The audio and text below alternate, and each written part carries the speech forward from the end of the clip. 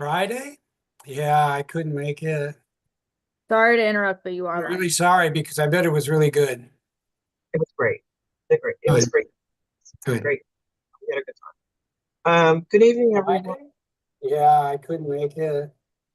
Sorry to interrupt, but you I'm are live. really sorry because I bet. Oh, okay. That's the recording, I guess. All right.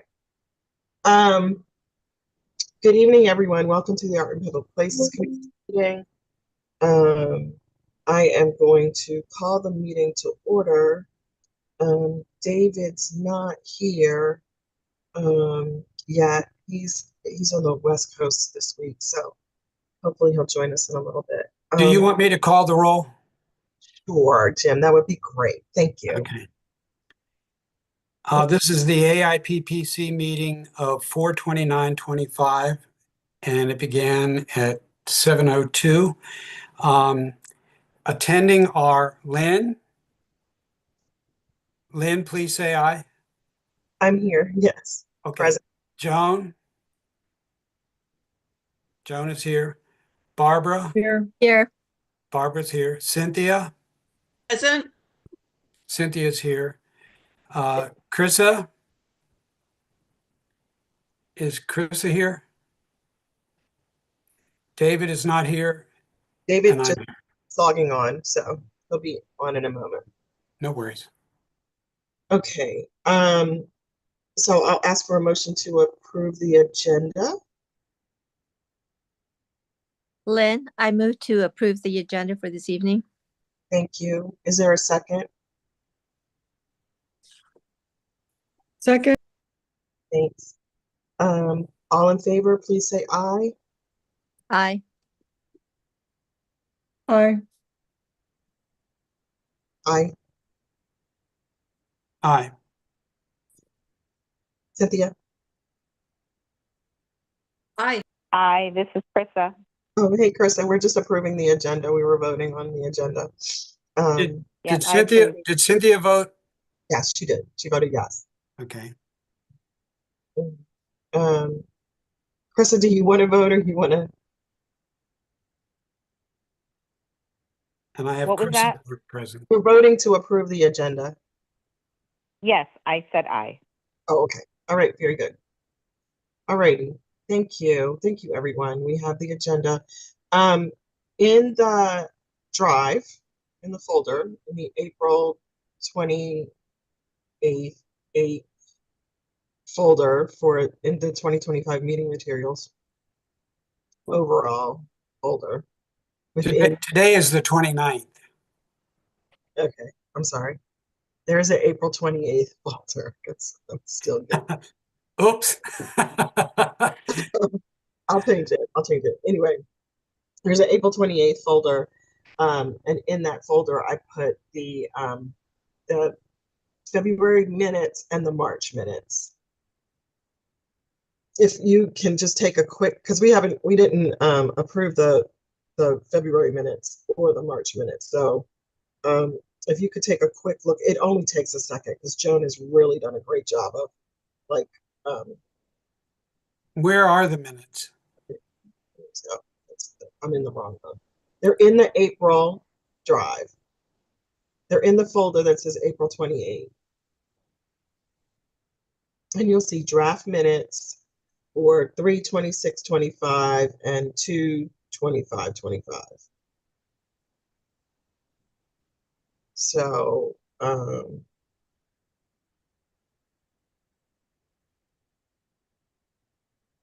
if you guys could, you see them? Everybody see them? So it's the February 25th and the March 26th. Yes. Wish I'd known that. Hi, David. Hey folks, give me a minute getting organized on my end. Hold on a second. Okay.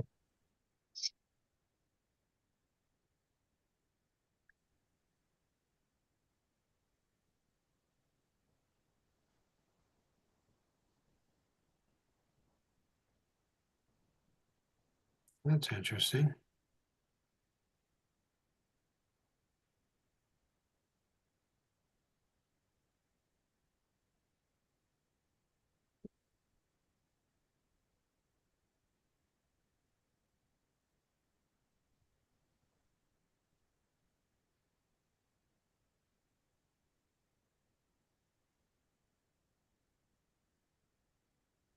Lynn, Yes.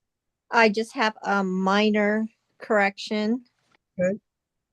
Joan, under old business 2, the update from the Fine Arts Report, the Digital Photography Club exhibit, the reception was on April 14th. And B, you can cross out because it was Wayne's Works that was at Pip Moyer from March 5th through the 29th of April.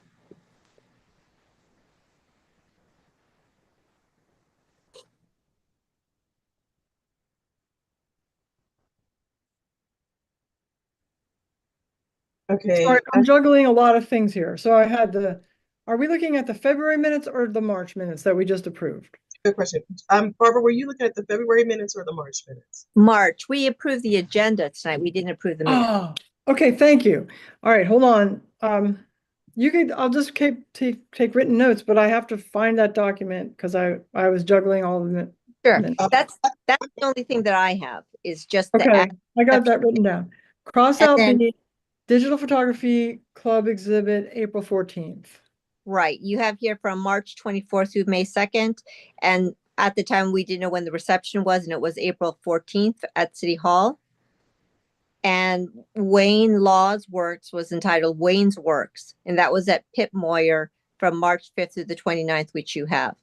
But you just need to put that one was at Pip. Okay, great, thank you. That's it. Awesome. Okay, so with those changes, and I made one little edit when I uploaded it, just a quick little edit. With those changes, is there a motion to approve the March minutes?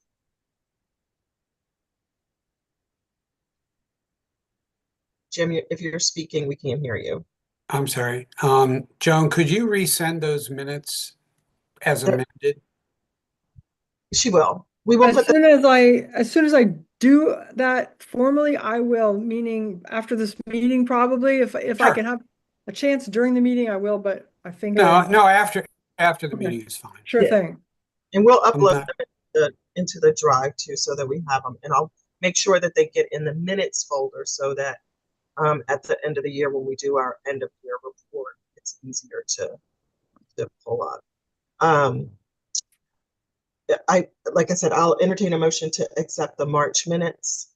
Lynn, I make a motion to accept the minutes as amended by by me. Thank you. Is there a second? This is David, second. All right. All in favor of approving the March minutes as amended, please say aye. Aye. Aye. Aye. Aye. Oops, I said it twice. I'm sorry. Aye. Cynthia? Aye. Thank you. All righty. Can we approve the February ones, or do you want, can we do that real quick?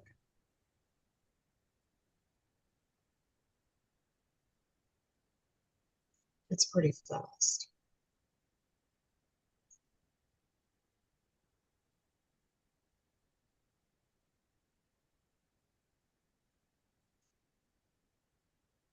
Where are the March minutes? These are the February minutes. They're in the folder. They're in the Google Drive. They're in the folder for tonight's meeting that is titled April 28th.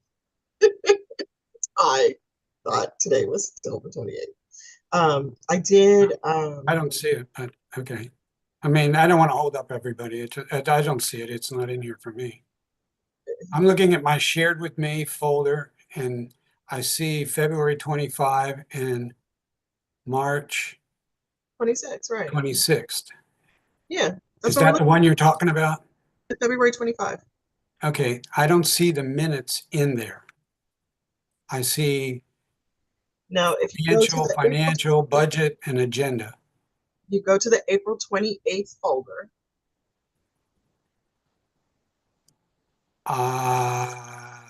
Yeah, it's hard to find. I don't see April 28th. I'm sorry, it just doesn't register in my world. So you're in the I 2020. see the 8/28 agenda. Well, if you see the agenda, then you can see the minutes are in that folder. I Can see you- 4/28 agenda,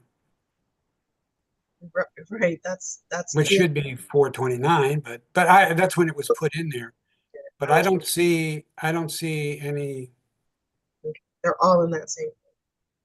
I see March 26. Okay. I see proposals for initial review. Lynn, won't you share your screen? Maybe that'll help navigate to where it is. Um, Oh yeah, that's a good How do I do that, David? No, Ah. she's going to share her screen, Jim. Oh, okay, that's good. That's sharing good. my screen so that to help you guys navigate. All Okay. right, So there's a folder in the drive. There's a folder in the drive labeled 2025 meeting materials. If you click on that, then there's an April 28th, and I will change that folder. You click on that, that's okay. and then you'll see the minutes for February. Just have to scroll down. Right, Got it? okay. All right, yay. Okay. So if we can approve those, that would be good. Thank you, David. Yep. Thank you, David. I'm very tired tonight, you guys. So you guys are really gonna have to help me get through this.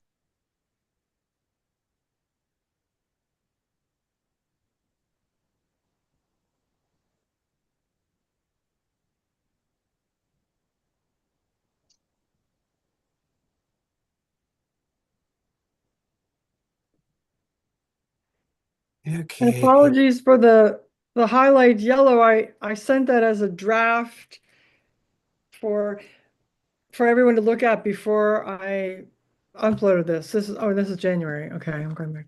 But if you see a yellow highlight on any of my minutes, it's because I send those to Lynn and say, hey, did I miss something here?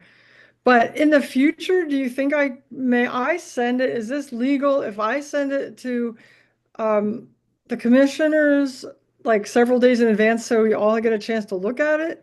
Or I what's would really appreciate that. it's really the best way. I just didn't want to overstep and send something out that is, I don't know, unsecured, or am I allowed to email it to the commissioners The about email- 3 days ahead? Yeah, They're that, gonna- sorry. Who's that? Who's that? I'm This is sorry. Hillary. Oh, It's fine to distribute minutes internally. They just can't get posted until they're approved. That's great, because then everybody will be able to come to the meeting and be prepared to say, oh, there's a correction here, correction Absolutely. there.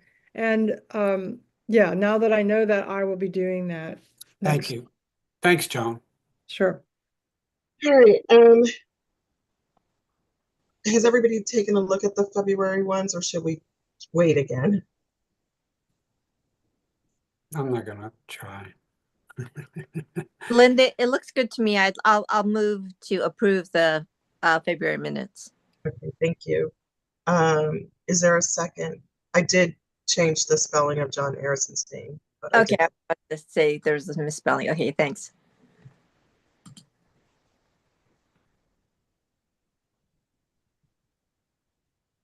Is there a second? I second. Thanks, John. All in favor of approving the February minutes, please say aye. Aye.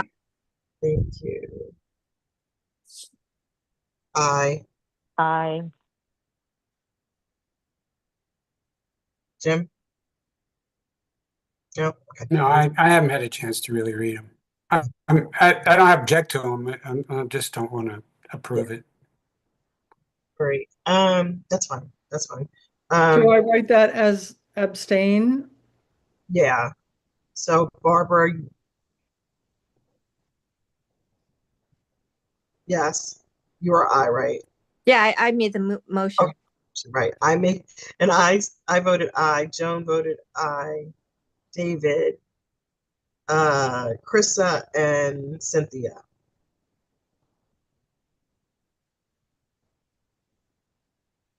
This is Krista. I already said aye. Oh, okay. Very good. Cynthia? Aye. Thanks. Okay, thank you. All right, so motion carries. Thank you, everyone. All righty, back to the agenda. All righty, so we have proposals for initial review. We have 4 tonight. That is the main purpose of this meeting. We will, as we agreed last month, we won't have committee reports tonight. I will do the financial report. And then we also have the later on in old business, I put the Annapolis Pride. So we have the first presenter here, Caitlin McQuaid, who's going to present on the Annapolis Porch Fest. Madeline, if you could bring her forward, that would be great.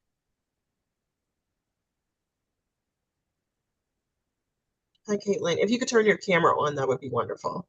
Thank you. Hi, good evening. Hello. Hi. Thank you for bringing something new and exciting to us. We're all really excited about it, so we can't wait to. Oh, Yeah. great. Well, thank you for hearing me out and giving me this opportunity to share the idea with you. So, floor is yours. Okay. All right. I will share.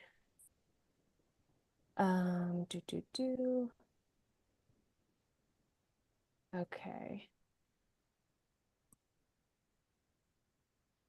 Oh, hold on. I got an error. Sorry. This is a. Oh no, hold on.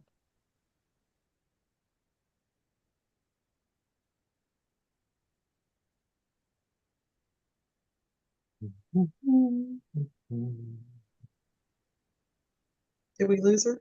I think we did. I'm assuming that she'll rejoin and I'll promote her as soon as I see her. Okay. We'll give her a second.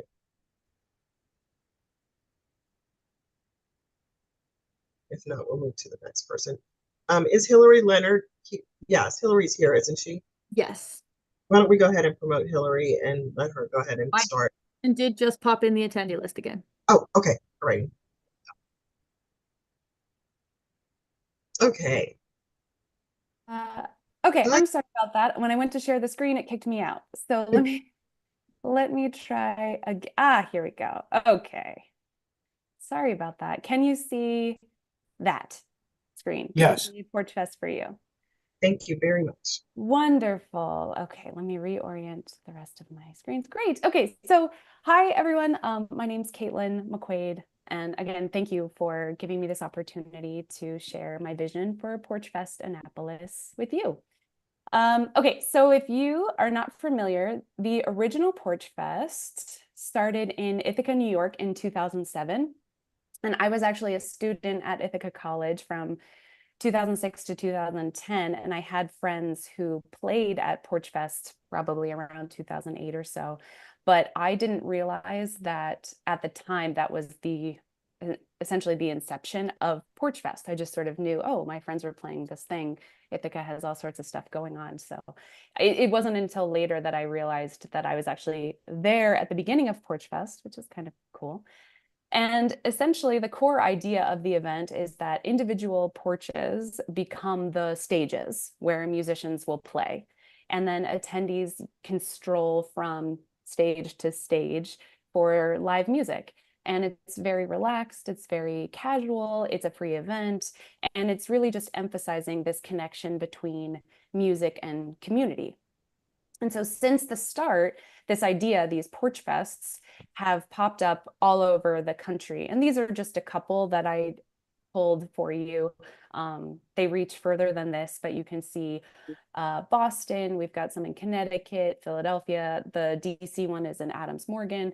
There's one in South Carolina, and then somewhere Springfield, Florida, which I think is near Jacksonville. But yeah, so, and you can see like there's such a variety too of spaces that are being offered. There's some front stoops, there's something that sort of looks like a small kind of apartment balcony, you know, the whole sort of sidewalk there in DC. And they are all locally organized and independently run, though the Ithaca Porch Fest on their website, they do offer a how-to guide and suggestions for people who are getting one started in their own area, but they're essentially popping up wherever there's a community who wants to come together over this shared love of connection and music. So having had the experience of a Porch Fest myself in Ithaca, then actually last summer I was visiting family in Collingswood, New Jersey, and for a wedding, and we just happened upon their Porch Fest.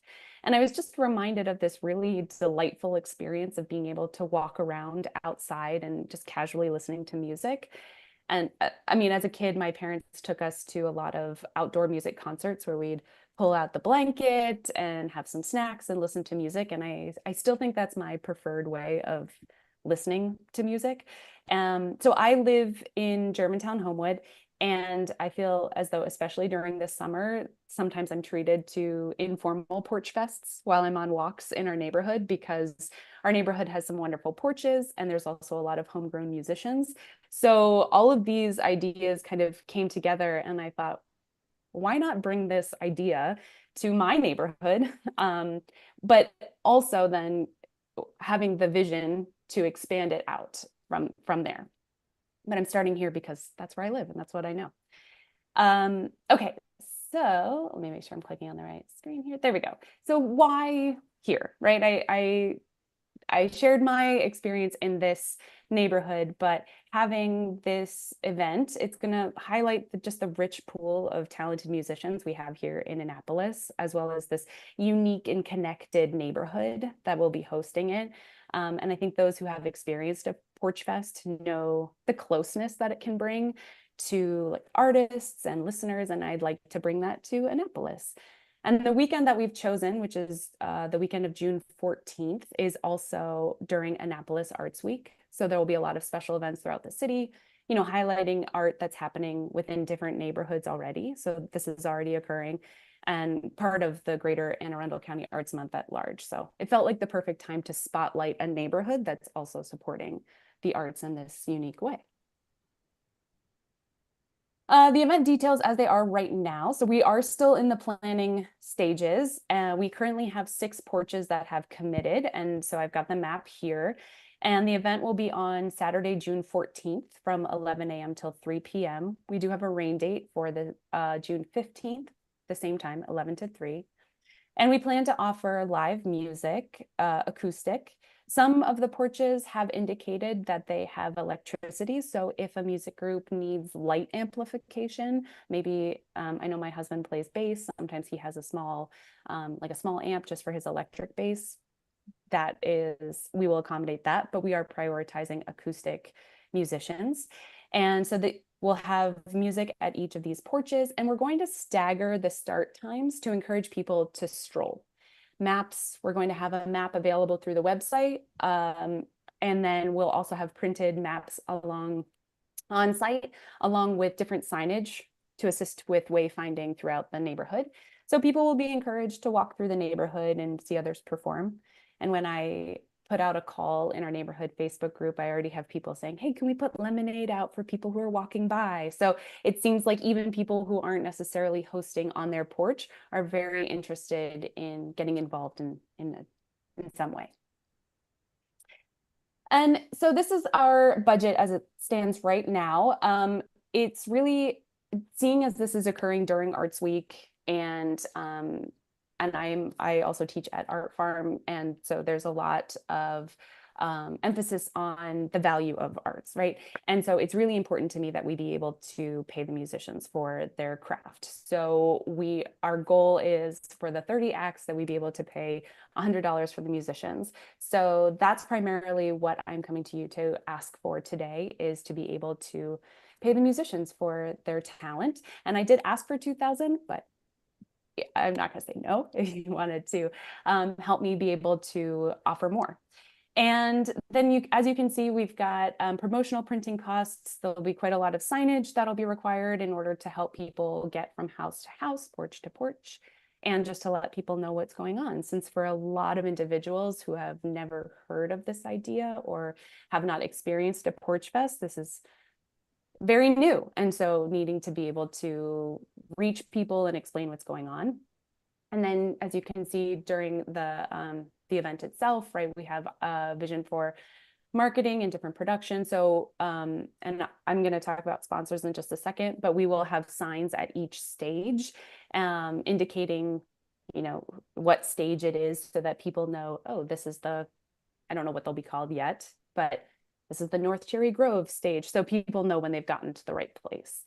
And we are hoping to have volunteers the day of, being able to offer them something for their help. And we'll be applying for a permit to assure that we're following all the rules. And then you can see just the amount of time that we're putting into putting this together initially and what we anticipate for the day of the event.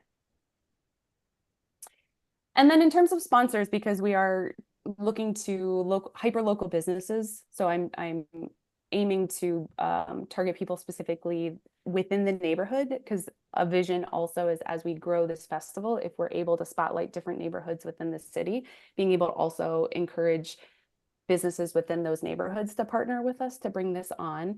And so we have 3 proposed levels of sponsorship, the highest level being a stage sponsor. So then their level of sponsorship would mean that they get to they would be the name of the stage. So for instance, I'm going to pick Paul's Homewood Cafe because he's down the road. So if they were the stage sponsor, then so-and-so would be playing at the Paul's Homewood Cafe stage. And there's also the production manager sponsor level, which is primarily assisting with a lot of the kind of administrative costs that we have. So the organizing and the promoting of the event, and then they would be definitely listed as a sponsor. And then we also have the Friends of Porch Fest. So that we would be attributing the sponsors in varying degrees. So we do already have a current committed sponsor in the Farragut Farmers Market. And then we have a few potential community partners that we are hoping will also get on board. And I've already been asked quite a few questions, so I just wanted to offer these because this is such a new event. And just this idea of what can people expect? Because I think when the word festival has triggered kind of a certain vision, and this is not, it's not a rave, right? It's not a house party from porch to porch. This is very, you know, it's very chill, very relaxed, family friendly.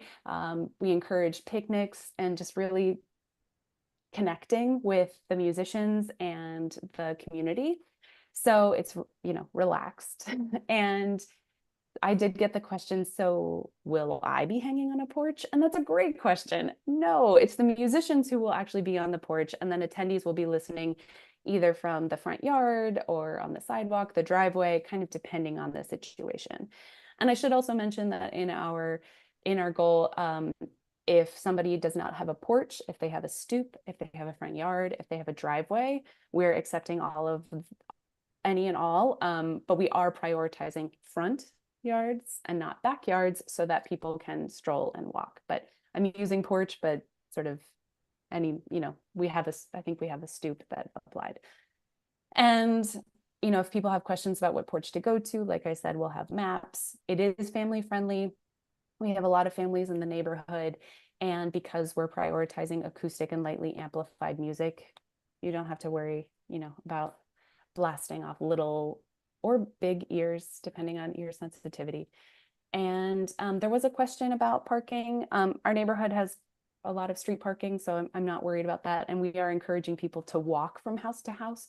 So I don't really want to advocate for like, yes, please bring lots of cars, because I really want people to walk and connect and talk and see their neighbors.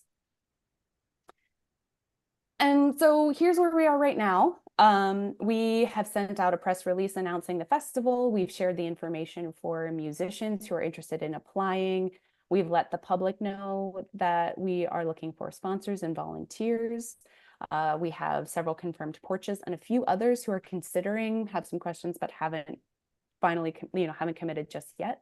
We have lots of applications that are coming in for musicians, and we're really excited about who has signed up so far. We're working on some administrative duties. We're compiling liability waivers, solidifying how we want to handle the payments to musicians. We've also drafted an invitation to a lot of our local city officials that we'll be extending an invitation to, especially because I envision Porch Fest to spread into other neighborhoods. And so we're going to be inviting lots of other, older people throughout the city so that we can connect with them about how to host or how to work with them in the coming, hopefully the coming Porch Fests. And then we are also going to be sending out our sponsor ask in the next week. We've compiled our list of local businesses that we want to speak with. And we do have a form on our website I have actively been redirecting really interested individuals who can't necessarily host a porch but want to be involved. So we are compiling a list of volunteers as well, as we anticipate using volunteers as like stage managers at each porch. Just to offer musicians any assistance that they need, answer any visitors' questions, right? Help with wayfinding, that sort of thing. And that's where we are right now. So I thank you and would love any questions that you have. And that's Does anyone have questions? what I got. Barbara, oh, did I see you raise your hand, Barbara? No. Okay. Krista, do you have a question? Okay, no. Cynthia, do you have a question? David has a question too. Yeah, David has his hand up. Thank you, Joan. Go ahead, David. Thanks, Caitlin. Great presentation and great concept. Oh, thank you. I do have some questions. I'll let David go ahead first. Thank you. Okay, cool.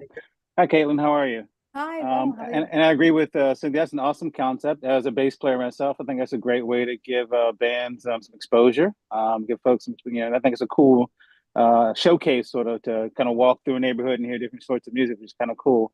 Just one quick question for you. The $100, is that per person or per band? Per musical application. So if we have one person who's applying as an individual and a band of 3, we were just going to offer the same for anybody who applies. Gotcha. Okay, cool. Yeah. Cool. Okay. Okay, that was my initial question. Other than that, Yeah. It's a great idea. I love it. Thank you. Okay, Krista and then Joan. Can you hear me okay? I can. Okay, great. I think it's a great idea.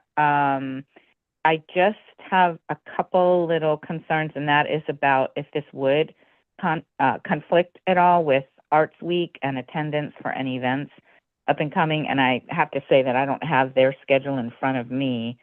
So that was one concern. And then just legalities and stuff, like, do you need to have city approvals with regards to noise ordinances? And if you've already announced that, or that's already, in part of the package, and I just overlooked that, then apologies on my end. But I just wondered, like, how, is everyone going to be, I know we all love the idea, but will everybody in that neighborhood or this neighborhood or that neighborhood be agreeable to having it? What do we do with like noise ordinances and things like that? Like, have you thought any of that through? Did you have to get permissions from the city to do something like this?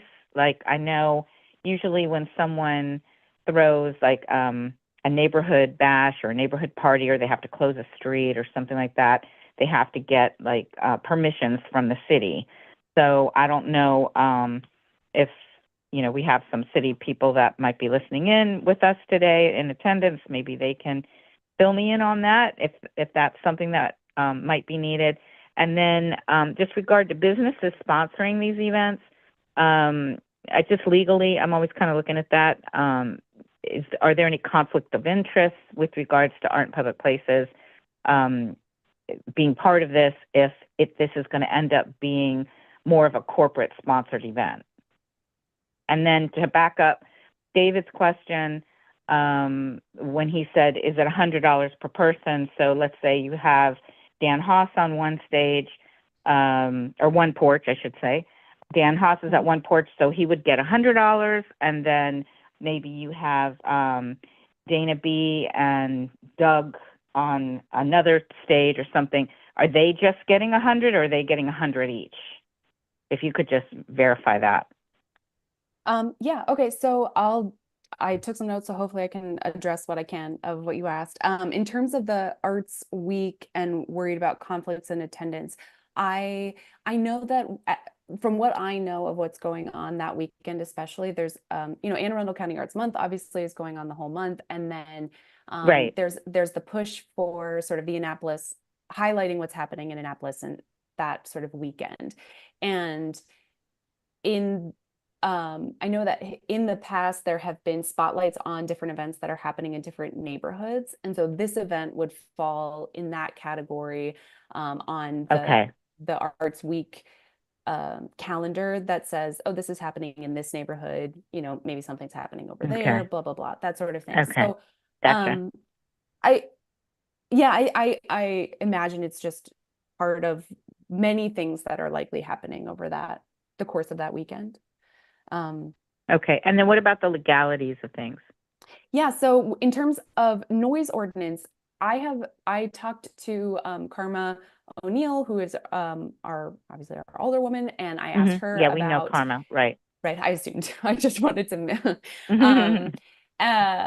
I didn't know if I could just say Karma, like be really casual about it. So I spoke to her very early on in the process to ask, sort of what did she envision I needed to do? And, through describing the event, she was like, well, isn't it sort of like you're kind of hosting a backyard party? It's just in the front yard. And I said, well, yeah, sort of. And so she did not foresee there needing to be any issues. We have since talked to different people within the city, and I will be filing a special events permit just because I think some of the concerns that I got from our neighborhood association were kind of like large gatherings of people. And I learned that, and maybe you already knew this, that you can't have more than 25 people gathering on a sidewalk at one time. That's like the cutoff. So I will be filing a joint special event permit with all of the addresses for the final porches to cover that. In terms of noise, since we're prioritizing and really only accepting acoustic or very light amplification, we don't anticipate there being a high noise level. So that's not even, I mean, I will certainly look into it since you brought it up, but it's not been on the forefront just because we know that we're prioritizing music that will be not loud. And are you expecting that it's just going to be people within their own neighborhoods, or because my thought is if you advertise this and, people are going to see it because you're going to be advertising it, then people will be traveling to it and driving to it. So then you might have some car parking issues and things like that. Is that have you guys thought that out?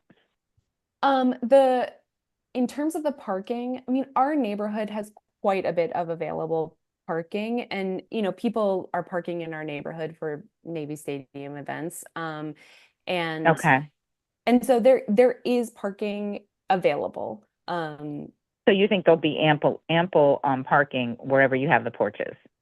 Yes, I think, and if not right where the porch is, because we are encouraging so much movement throughout the neighborhood, then maybe this slightly adjacent street, and then you stroll. But okay, so that'll be like part of the advertising. We'll say parking available here, that sort of thing, at this location, that kind of thing. Well, that's a good question, and I wasn't exactly sure how to handle that because I don't. I mean, I think I put on our website like some of the frequently asked questions, and we have said that street parking will be available. I mean, we're right next to the library. There's also, several schools that won't be in session, and I didn't want to, I mean, I'm not trying to advocate for like, oh, use these spaces, because I don't want to. That's not my place to say, hey, park at this school.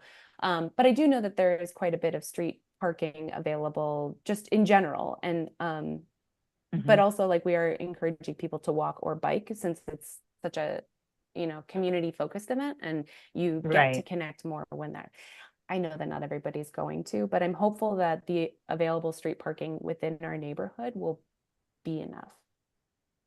I guess I'm just thinking it's going to be a success and you're going to get a good turnout And if you're connected into the advertising for Arts Week, that it might, you know, kind of blow out to be, you know, a really big turnout, and people might think, oh, this is really cool. It's something new, and do it. So I guess we'll see. I mean, first time is always the time that you have to feel it out, and, you know, and then just keep building from that point on. But thank you for answering all my Yeah. questions.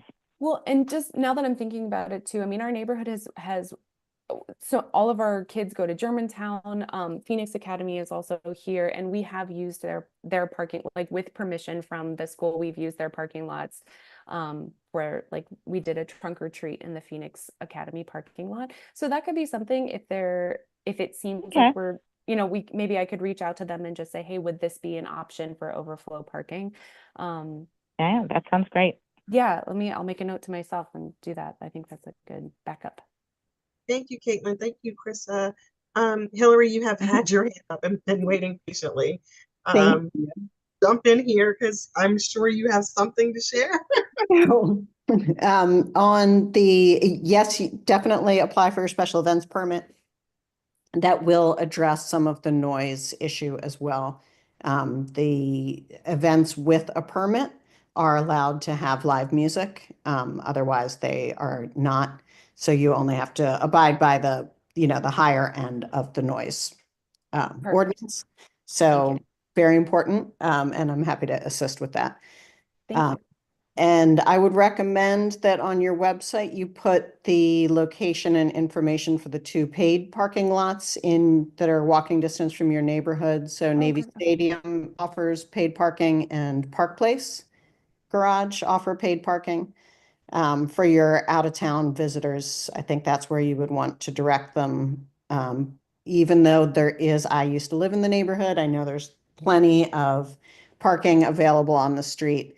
Even when there is a lot of parking available, people prefer that visitors not be parked in front of their houses generally. So I would Totally fair. Yes. highly recommend that. But I think also it's a good idea to ask permission to see if you can use an even closer lot in the schools. So as long as you have permission, you can put that up there as well.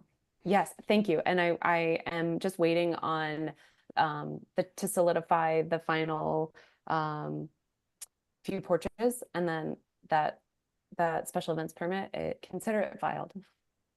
Thank you. Jim, I see you have your microphone on. Do you have a Yes, I just wanted to say thank you very much for bringing this forward. I think it's a great idea. I live across the street from where most of the action is going to be taking place in German. I live in Homewood. I have no other concerns except to suggest that you might also mention to people they could easily catch the city bus to the library or to the stops at, I think it's at Russell Street. And they can walk to any of the venues from any of those bus stops. That's a great suggestion. Thank you. Yeah, absolutely. Okay, thank you, Caitlin. Just one quick question. So how many acts are you thinking you're going to have? Our goal is, well, our initial goal is 30 acts on 10 porches. Okay. 30 on 10 porches. So 3 acts per porch? Mm-hmm. Okay. Yes, and staggering the time between the whole event. 11 Okay. to 3. Yeah. So like they'll each play an hour, basically?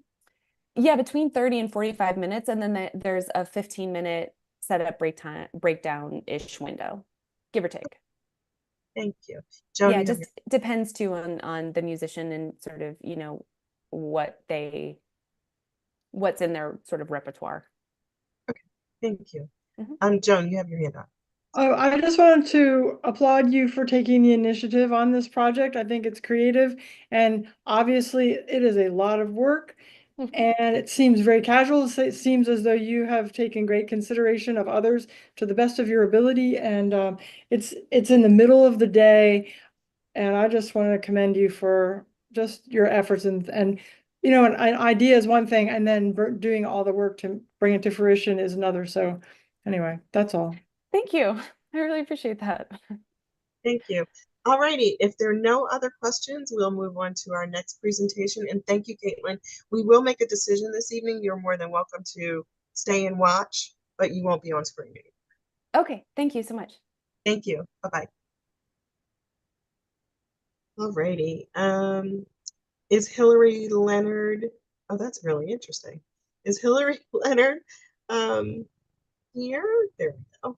That's so funny, Hillary. I'm saying that because we have two city staff people on the line tonight. One is Hillary, and the other one is Ashley Leonard. Oh, that's so funny. Yeah. And I had invited our artist, Jeff Huntington, to be a part of it, and I think he's in the waiting room as well. Is there any way that he could be? Is he associated with Future History Now? I'm not, yes. Okay. I thought that might be him. I will send that prompt now. Thank you. Yes, he is.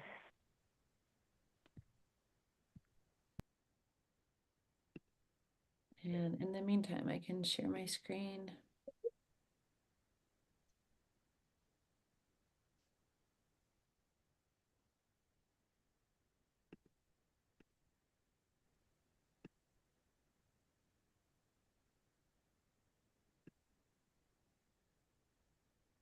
Hello? Hello? Can you hear me? Hey, Oh, Jeff. too. Okay. Hi. Welcome, Jeff. Hi, Jim. Hi, Jeff. It's Krista here. Welcome. Hi, Krissa. Nice to see you all. Oh. Jeff, it's been a minute. I haven't seen you in a while. Can everyone see my screen? Okay. Yep. There we go. Can you hear me now? Yes. Okay. So just a little bit about our restaurant. Our name is Leo. We're at 212 West Street. It's my husband and I are the owners. We live here in Annapolis locally with our son. We opened in 2023. We took over the previous Dangerously Delicious Pies space. And our mission is to support other small businesses. We source all of our menu items from local farms, purveyors, and makers. And we focus on sustainable seafood. So we serve blue catfish, snakehead, and local oysters. We are inside the Arts District, but outside the Historic District. And we are extremely community focused. You can see that's our chef up there at the governor's Buy Local event last year. And then I'm a board member of Annapolis Pride and the Lighthouse Bistro. So down below you see some of the Pride board members. We've done a legislative reception for them 2 years in a row, and we've done events with Chase Brexton and other nonprofits as well. So we're extremely community focused. We really want to be a part of life in the community here in Annapolis. So that's very important to us.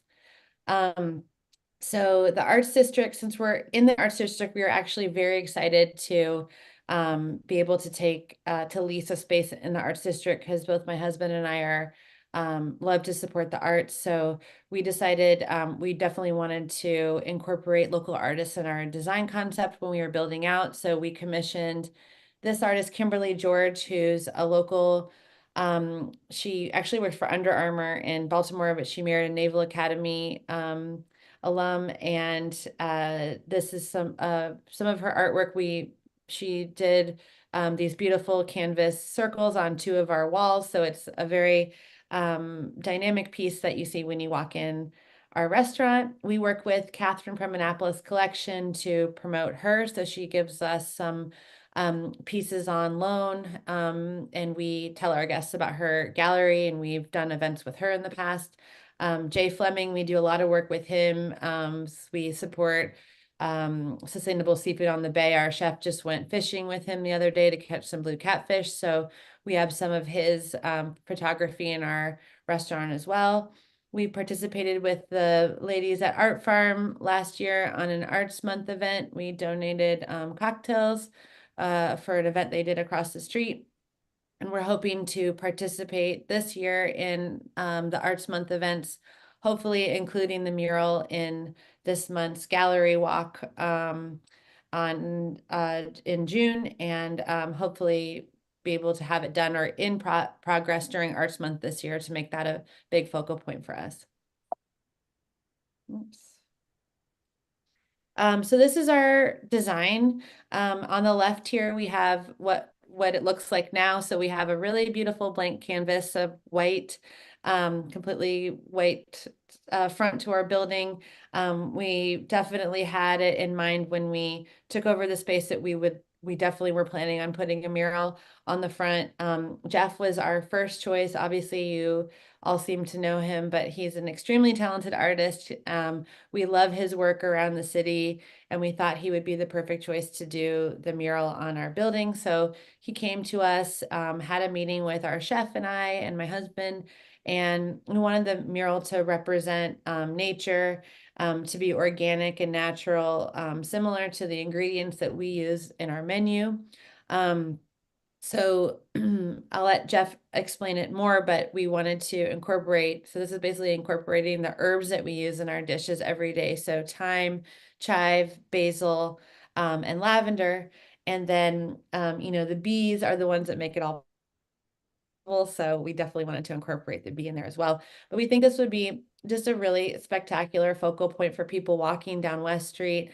I think that, up where we are, we're kind of away from the action of downtown and of, dinner under the stars and everything. And it would be great to incorporate more art in the arts district up where we are. So we think this would be a great addition to kind of life up on West Street.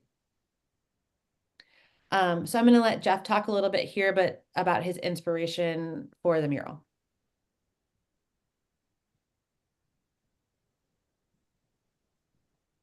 Hi, can I be heard? I think.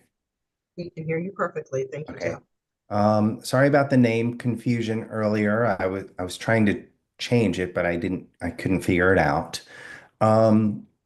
So this mural is called Symbiosis, and you can read it there. I was just thinking about that important symbiotic relationship between the honeybees, the plants, and us humans. And when Hillary and I spoke about this, I wanted to use elements that were also being used in the restaurant, and I thought of all the restaurants in the Arts District corridor. So we both agreed that this piece would also be a nice addition to the Arts District corridor, because its location is bringing these projects further up that corridor toward Maryland Hall and the Design District. And I think it's really important for the Arts District to continue to blossom in this way, because it is such our creative ecosystem. And this is, my way of contributing to the cultivation of all of that. I think that's, it's pretty straightforward. I just wanted to do something simple that is also very dynamic for that space and the area, and being the Arts District. So I just wrote a little bio, or this is actually the bio on mostly on Jeff's website, but I just wanted to kind of point out all the wonderful things he's done for us in Annapolis and around the country. So Jeff, if you have any thing that you would want to highlight. Well, my wife Julia and I, we started the projects here in about 2013 with Jimmy Davies. Actually, the first mural we did was on Metropolitan in 2013. And for about the first 7 or 8 years, they were all, for the most part, self-funded, and we really had to work hard to kind of get people interested in the idea, to allow art to go up, and then it took a number of years to also get people interested in wanting to support the artists' efforts for this. And we're still always working on that. But so I just wanted to be here and help with Hillary to see what we can do to help get some funding for this piece. So speaking of, we have a budget that we came up with. So the concept rendering is what you just saw. We've paid for that already. We felt like that was an important thing to have as we move forward. But Jeff has laid out all the costs that are associated with the mural. So artist fee, assistance fee, cleaning and priming the wall. I know some of the concern before last month's meeting was, wear and tear on the building, and Jeff uses really high quality materials in order for it to last a long time. So he had told me previously that normally his murals will last up to 10 years without having to be redone. So I thought that, using the good and quality materials is very important, and obviously he does that really well. And then he will need a scissor lift in order to get up to the top of the building to paint it. So all in, we're looking at $12,217, and we're requesting $10,000 grant from you. Jeff, did you have anything to add to that? I don't think so, but I can answer any questions that anybody has. Thank you both. Well, I know you had concerns last time about other similar projects that had been funded. So we kind of looked back to just see what, some other budgets were in terms of funding. And so these were just 3 projects around here that did receive funding from you. And some people say the only art we funded in 2024 is the Parole Health Center mural. That everything else we did was not art. So thank you for that, Jeff. Which we obviously have a definition of art and what we fund, and it is a broad definition. Oh, that one's beautiful. Okay, so let's see, Jim, you have your hand up. Yes, thanks, Lynn. Jeff, I want to compliment you. I recently have been on a journey to, as a mural committee chair, to look into the murals in the city, and I've been traveling around. You have murals all over the place in Annapolis, and they're great. They're inspiring, they're colorful, they feature animals, people from history, people who are more current in our memory. I just want to say thank you very much for the quality of the work that you've done. And I love the way you position them in such interesting places and in interesting ways. And I think one of the concerns I have had on this commission is that we seemed over the last year to kind of forget that outdoor art or mural art is an artistic expression, and it's not music, but it's artistic expression. And I'm glad that Jeff has presented us with another choice on our list of things to fund this week or this month. And I as somebody who fought long and hard for the revitalization of West Street, Hillary, I want to thank you for updating your restaurant and especially your menu. And I think it's a wonderful addition to West Street. So we're very lucky, and I think this will be a great addition to the Arts District and to our repertoire as a commission. Thank you, Jim. Thank you. Are there any questions of Jeff or Hillary? I just want to add a big thank you for that. And we have done a lot of work, and I just wanted to remind that a lot of these projects were done by our nonprofit, Future History Now, which Julia and I started in 2016 when we realized that arguing with politicians wasn't a good route for us. So we wanted to include a lot of the young people in the different surrounding communities and be really thoughtful about the placement of each piece and what's happening there and what has happened there. And it turns out some of the murals became about the histories, and we started having conversations with local historians like Carl Snowden and Janice Hayes Williams. And so it really became a big community effort in that way. So I'm glad that a lot of it is still noticeable. Murals in general are impermanent, like many things are. I mean, one of the first ones we did, the house isn't even there anymore that it was on. And we're always learning and trying to do our best to really make sure we use the best quality materials.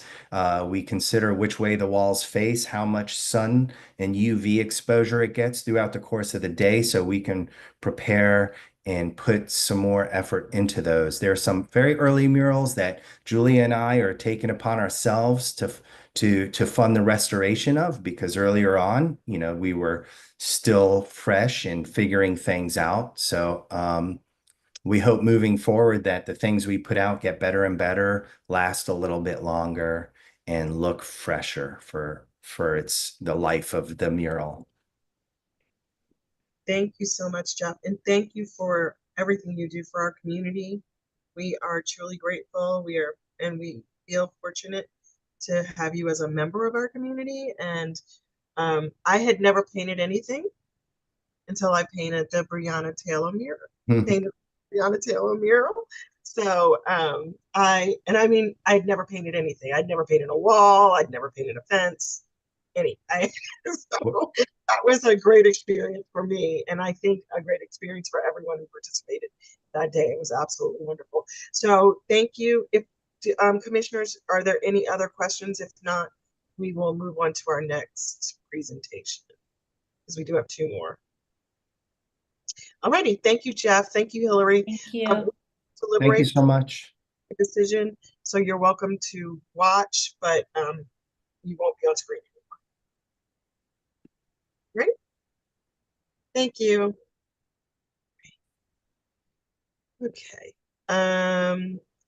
Is Mike Noonan here? He has not come into the attendee list. Okay. How about Allison and Darren? Are they there? Yes, Allison and Darren are here. Okay. Okay. Thank you.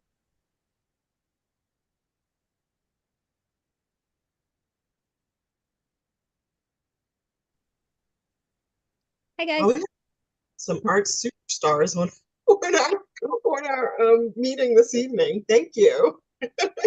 It's Annapolis celebrities for sure, for sure. We just finished with Jeff Huntington. So thank you guys, Allison and Darren, for Arts Week coming to us this again. Thank you. We appreciate it. We absolutely want to be supportive if we can. So I will say that the two presentations that we've just heard were both things that people are hoping to have happen during Arts Week. So let's hear from you. The stage is yours. Awesome. All right. Let me get my doc up.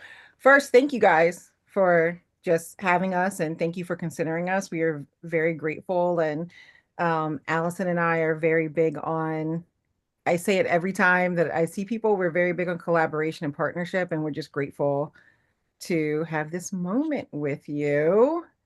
Let me bring up my doc and make it.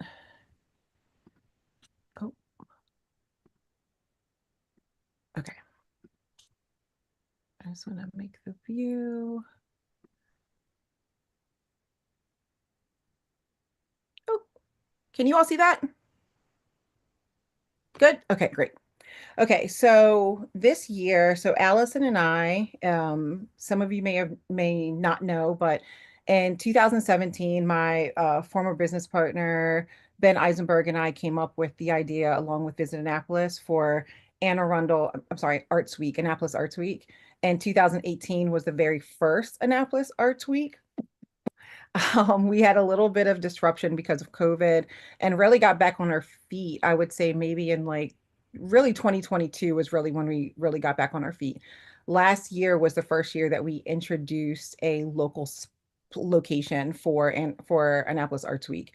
So we pulled together and, knowing that we really had to come back with a bang and, after COVID and really get back into the community, we pulled together about 12 to 15 people that were artists, arts leaders, organizers, city planners, um, business owners, arts organization heads.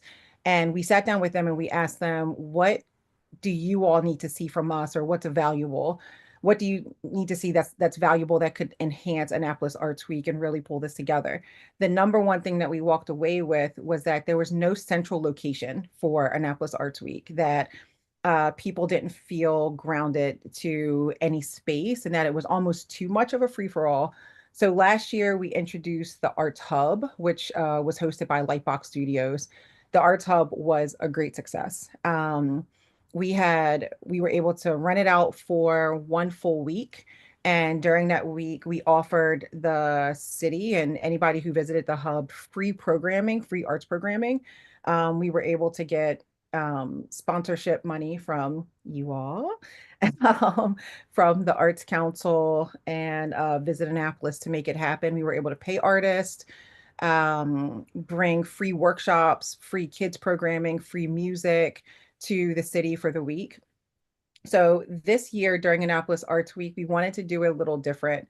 We wanted to also create an initiative for people to engage within the community and within the city a little bit better, which is now what we have is called Bounce. So Bounce is the idea that we want people to bounce around the city and bounce around and engage the arts. And we're really pushing the idea that Annapolis is walkable, it's engaging, and we really want to bring more light and love to the Annapolis Arts District as well. So again, this year, we are going to host the Bounce Arts Hub. So last year, it was the Annapolis Arts Week Hub. This year, it will be the Bounce Arts Hub for a weekend. We noticed last year, while we had great success with it, it was almost too long and we had a couple of days that were a little slow. So we ended up having programming that wasn't attended as much as we wanted to. So we thought, okay, we're gonna push it into a Friday, Saturday, Sunday, and encourage people to come visit Annapolis, visit the Arts District, bounce around the city, but us be a centralized location where they can engage with us. Same thing, programming, free shows, free poetry readings, etc., but also get information about Arts Week and about Bounce. So the overview of what we're asking is for funding that will go towards the existence of the Bounce Arts Hub, which will be at Lightbox Studios again. If you're not familiar with Lightbox Studio, it's actually across from Leo. In Sailor. It's actually on the same block. And it's a white wall space that is absolutely beautiful. Last year, we were able to add a lot of color with the help of local artists and just really bring a lot of energy to it.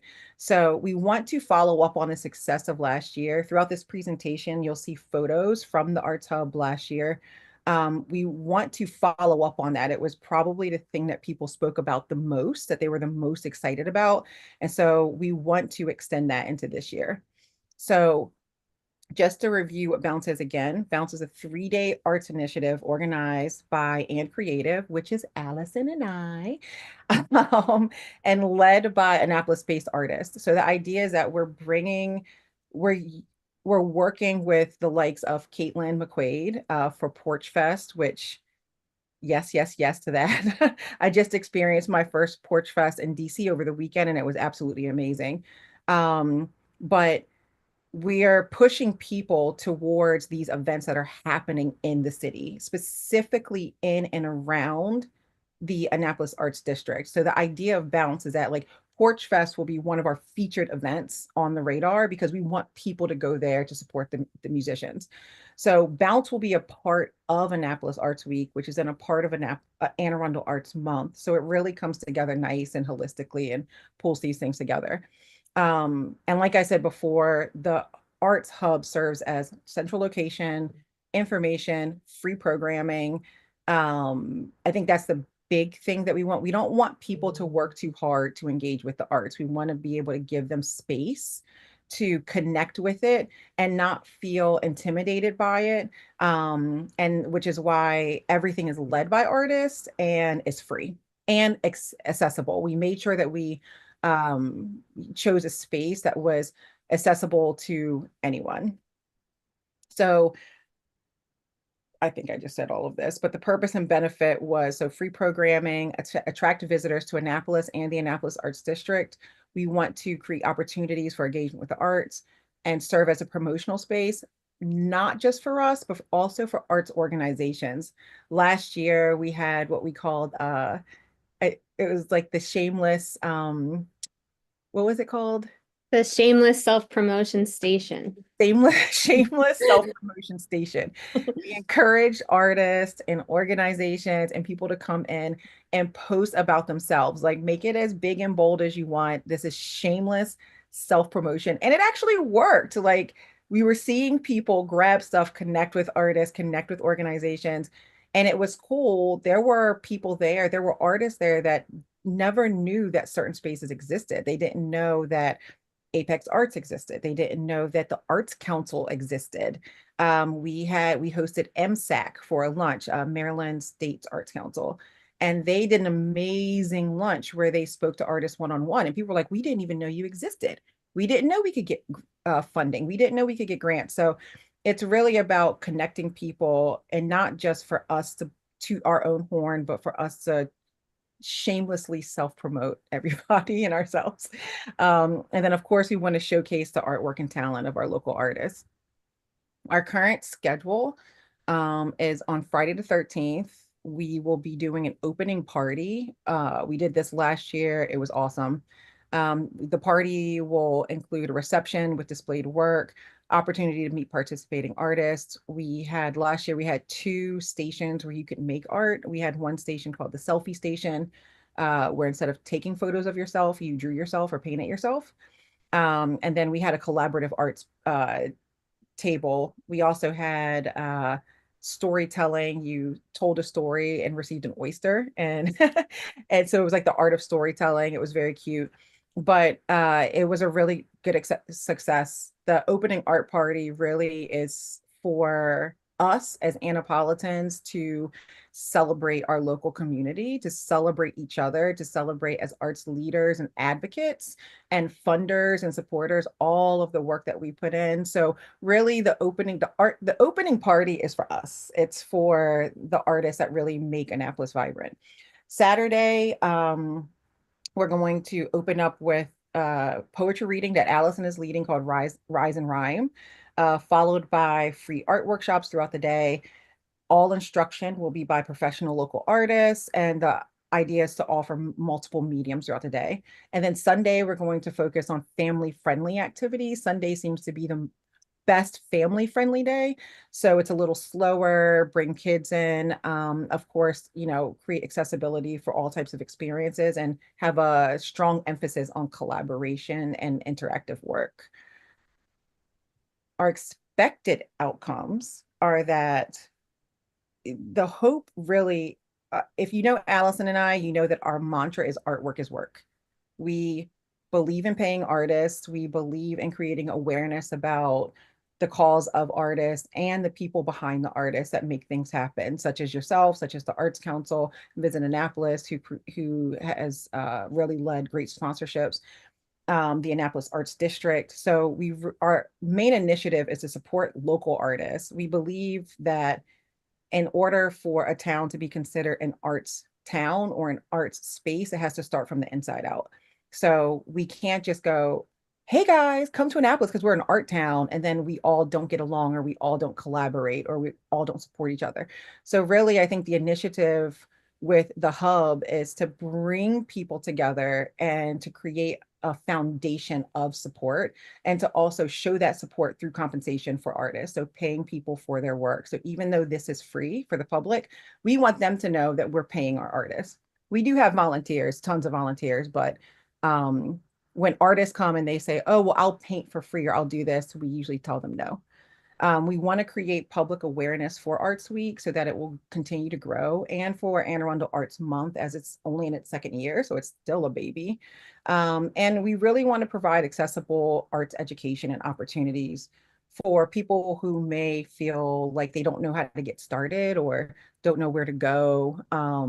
That seems to be a common thing, that people don't know where to start. So giving them a free opportunity to get involved.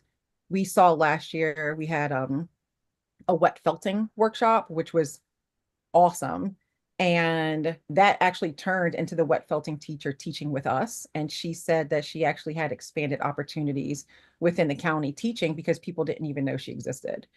So that really is like another great initiative.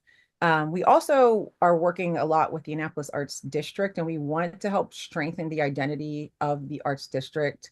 Lately, in the last 5 years or so, so many artists have moved out of the Arts District, not at the district's fault, but mostly because they can't afford it or because their spaces got bought out. So we really want to put more eyes into the fact that Annapolis does have an arts district and bring more love there and more energy. And then, of course, we would like to build upon last year's success so we could continue doing it in following years. So our requested ask is $6,000. The $6,000 will cover the venue rental at Lightbox Studios, our artist stipend for workshop demonstrations, materials for public art activities, and then the community art party. At the community art party, every person that will be working it, from the DJ to the live painters to people who are helping us bring the activities to life, are artists. So the community art party costs, a portion of that goes towards paying artists. And then the other portion goes towards providing food and beverages for the event, which we will get locally. Last year, we were lucky to get some food sponsorships, but we do want to make sure that we allocate for this budget in case we do need to come out of pocket, because we understand that it's a busy, busy time with Pride and with Arts Week and with multiple events happening. And we do not want to expect all of our local businesses to always sponsor us when we can pay them and show them that we love them with money, and show them that we support them.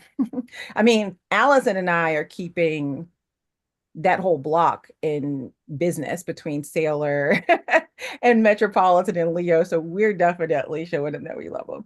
But so the budget will go towards the overall experience of the hub and it being open for 3 full days.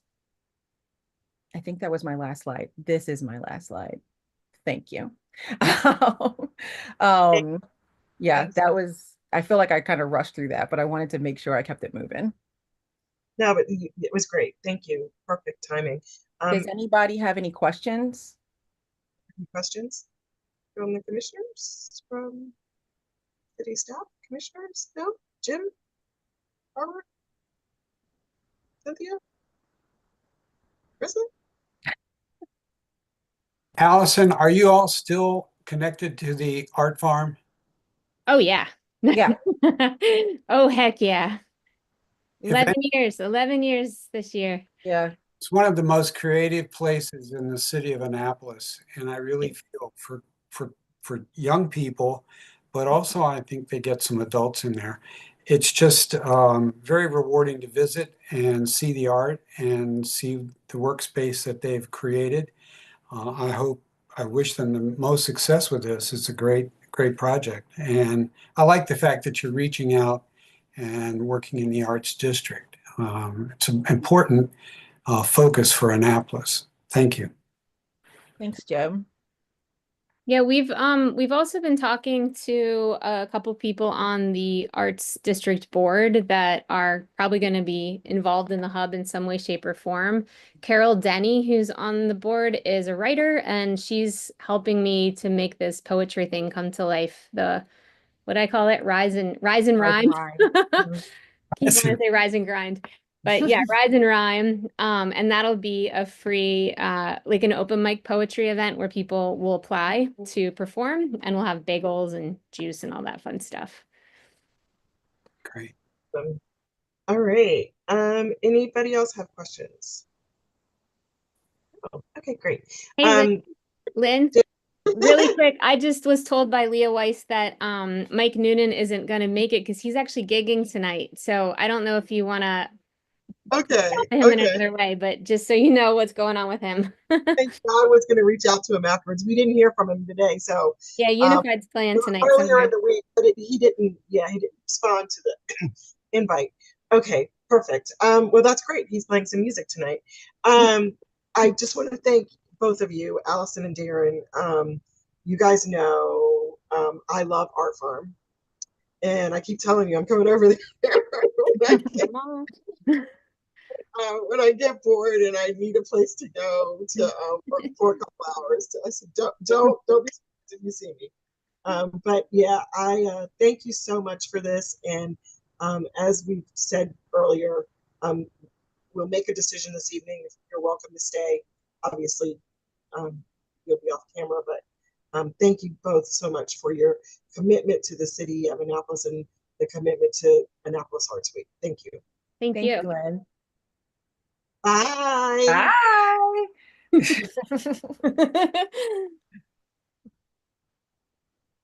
Righty. I'm trying to pull the agenda back up for you guys. Hang on. Okay.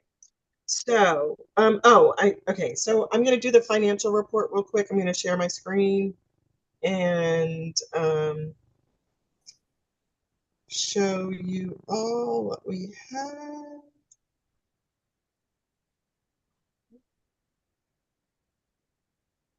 Can everybody see that? Can you all see it? Cool. Yes. All right. I'm sorry. Yeah, we see it. Okay, thank you, David.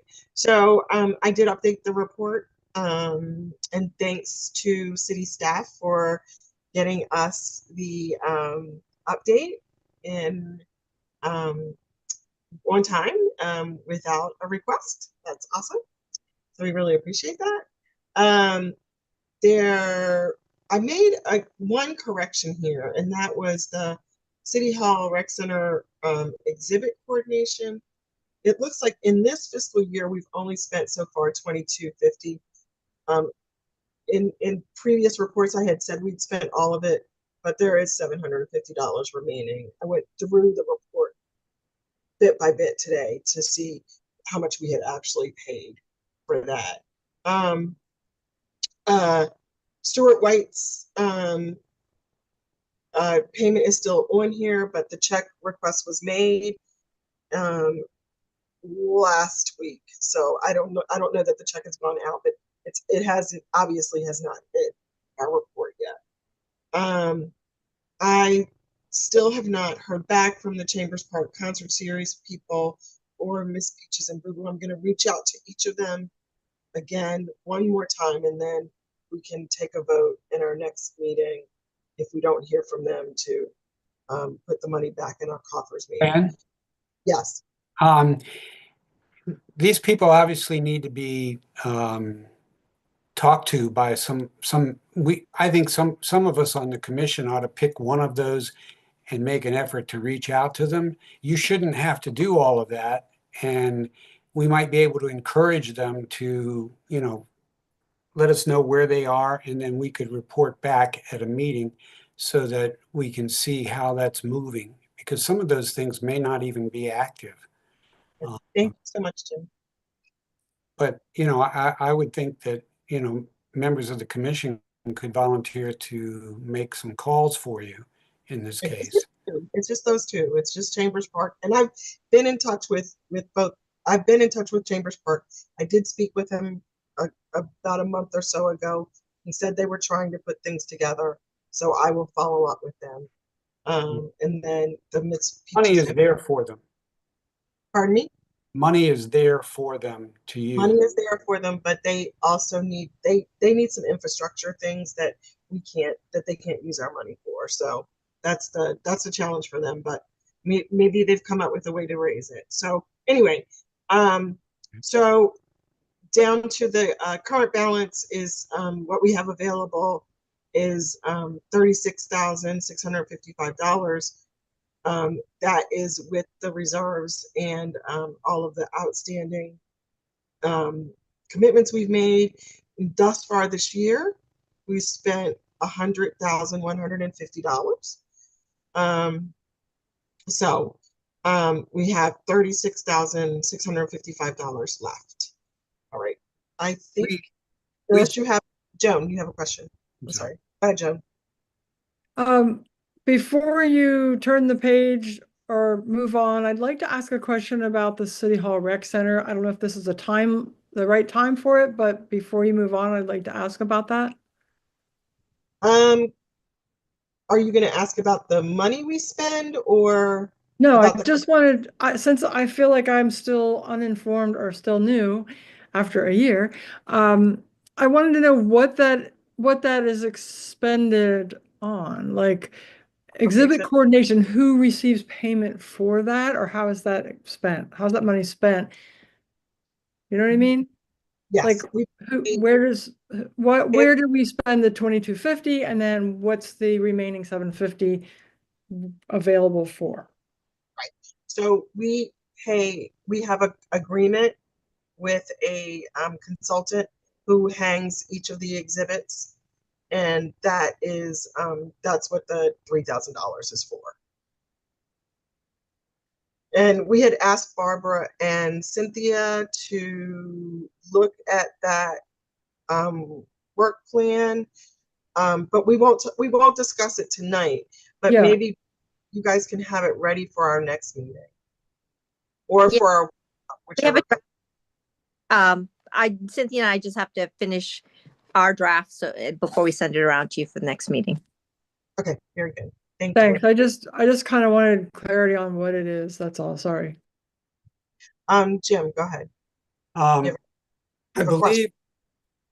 believe the problem that we're having is the person that is running these two. No, Jim. Okay, but I just want to say that I do know that there are other people who are interested in doing it. So when Krissa and Barbara get together, you might want to just give me a call, Barbara, when it's convenient, and I'll pass on the information. Jim, please. We're trying to get through the budget, and we need to make our decisions tonight. So this is not a topic that's on our agenda this week. Well, I have a question about what we're doing right at the moment. Okay, what's the question? When are we going to have our work session where we actually discuss finances and budgets and guardrails for spending and all of that? I have the impression we're going to do it soon. Yes, we are going to do it soon. I've asked, one of our members asked that we do it on a Sunday. Okay. So I have asked city staff for a day of a Sunday that works for them. I've also asked April Nyman for a Sunday that works for her. And we will see what we come up with. Of course, the weather is getting warm, and there's lots of things happening. It's harder by the day. One weekend is Mother's Day, the next weekend is Arts Week, the following weekend is Preakness, and then the following weekend I think is commissioning, and then the following weekend is Memorial Day. So we have a lot going on right now, but we will get it on the calendar as soon as we possibly can. All right. Are there any other questions on the financial report? So we have $36,000 to spend, and we have $23,000 on the table to be given out if we approve all of these various activities. That's correct. And remember, this is April. We only have 1 month left, and on June 3rd, I see your hand, Barbara. I see it now. We only have 1 month left, and that's May and June, or 2 months left, May and June. And then we will get, on June 30th, we get our new allocation. So, all right, Barbara, go ahead. Yeah, Lynn, I just had a point of clarification. If we go ahead and approve something to be funded and say we don't have enough because we only have 36K left till the end of this fiscal year, are we permitted to carry some of that over and pay into our next fiscal year? I'm not sure I understand your question. So are you saying that we could approve things and tell people they wouldn't get paid until the next fiscal year? Is that what you're saying? For example, say there we have something, it's $20,000, right? And we say, okay, we're going to fund this, but then we have other things we're going to fund as well, but we can't cover it. So is it permissible for us to like allocate what we have available now and then allocate the rest when we have a new fiscal year in July? I'm just asking because we're getting close to the wire here. Right. Yeah. Well, here's what I'll say. I would have to, I probably would want to ask somebody in the finance department about that. Okay. And have a discussion with Ashley before I made that commitment. But what I will say is that anything we approve in June, right? So we only really have 1 month left to make approvals, and that's next month. Anything that we approve in June would not get paid until the new fiscal year starts. Right. Understood. Example, the Chesapeake, we're not hearing their proposal tonight. I'm assuming we will hear it in May and say if we decide to fund them and we're running short. That's just an example. Yeah, I got you. Can I jump in? This is Krista. Hang on, Chris. What my first. Krista, hang on. Jim has his hand up. Okay. Let me know. Hey, Jim.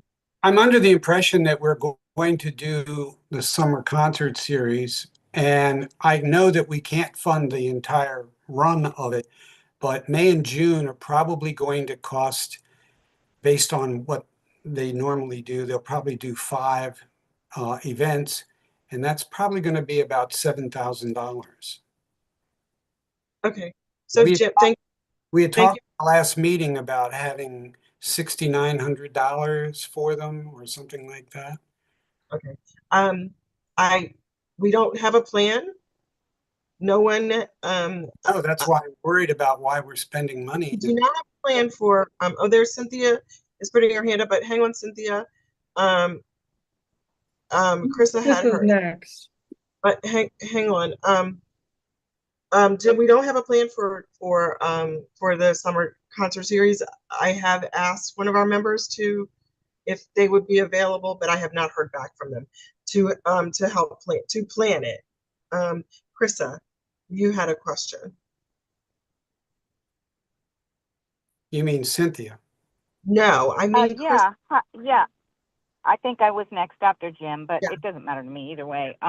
My thought is this. My thought is that it's fiscally responsible of us not to promise monies that we don't have. So that kind of makes, as a commissioner, that makes me a bit nervous. But I am on the same way of thinking of what Barbara is thinking, in that these are projects that we do want to fund, although we may not know exactly how much we want to fund them for. And as in the past, just because somebody asks for $10,000 or $15,000 or $20,000 doesn't mean that we have to give them that particular amount.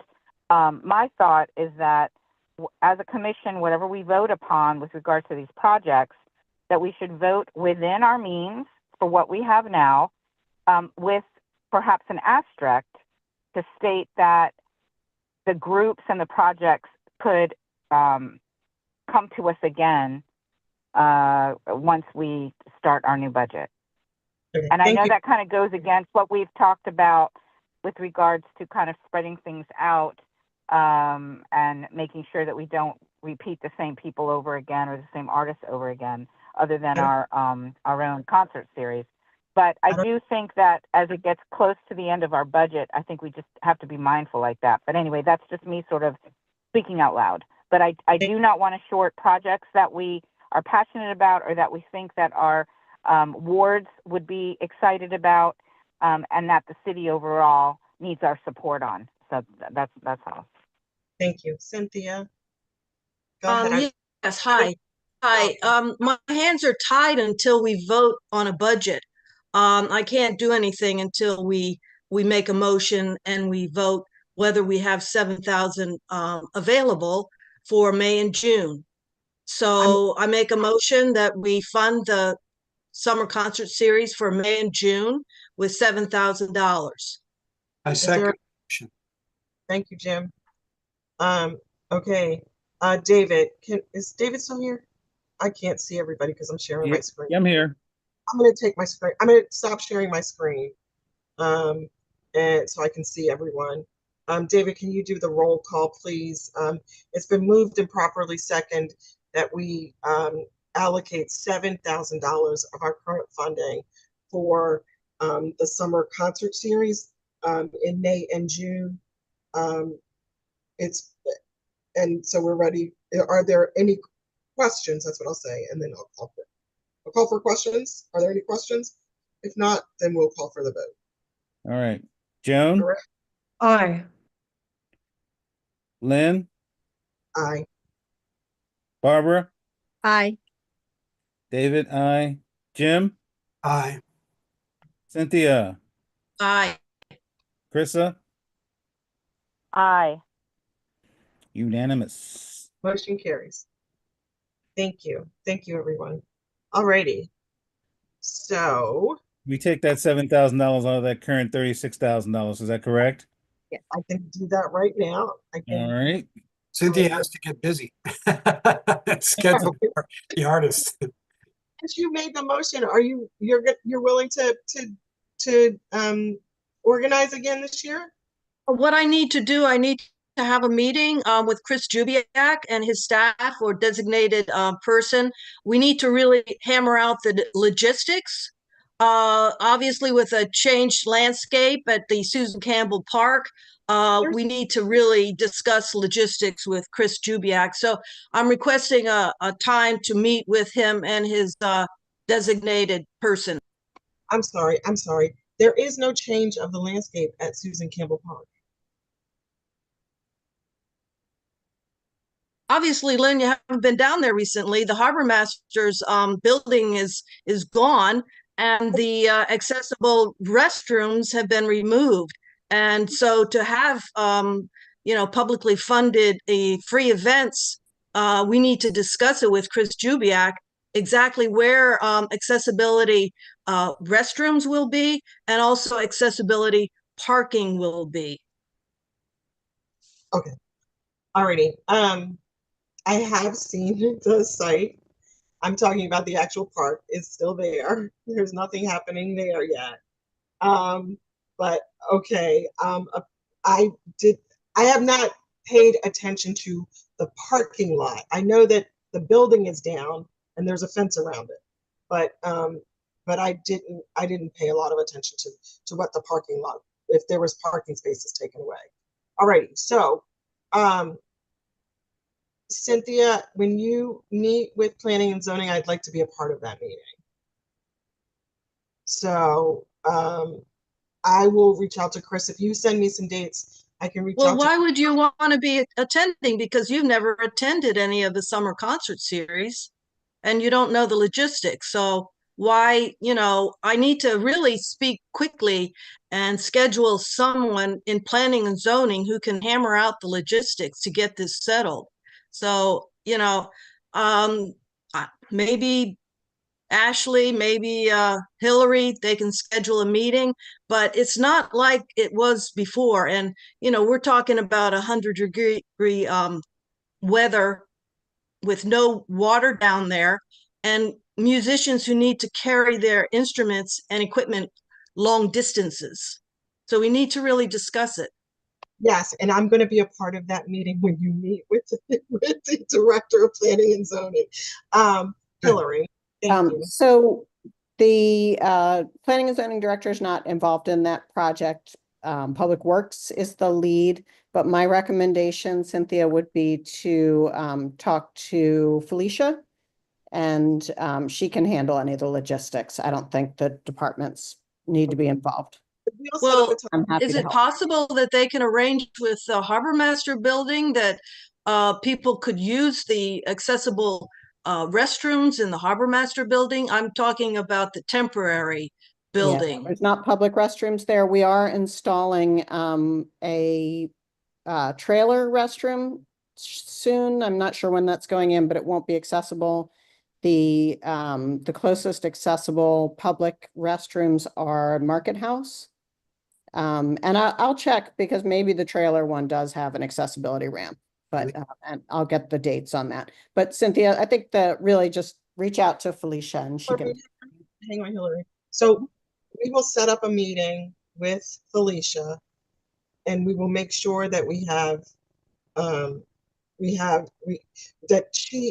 she has all of the logistics, and that is correct. The special events person would be the person that we would go to. We would not go to Public Works or planning and zoning for that. And so I will, as soon as this meeting ends this evening, I will send an email to Felicia asking her for some dates that work for her. Okay. Thanks, Lynn. Alrighty, thank you. All right, back to the agenda. I'm sorry.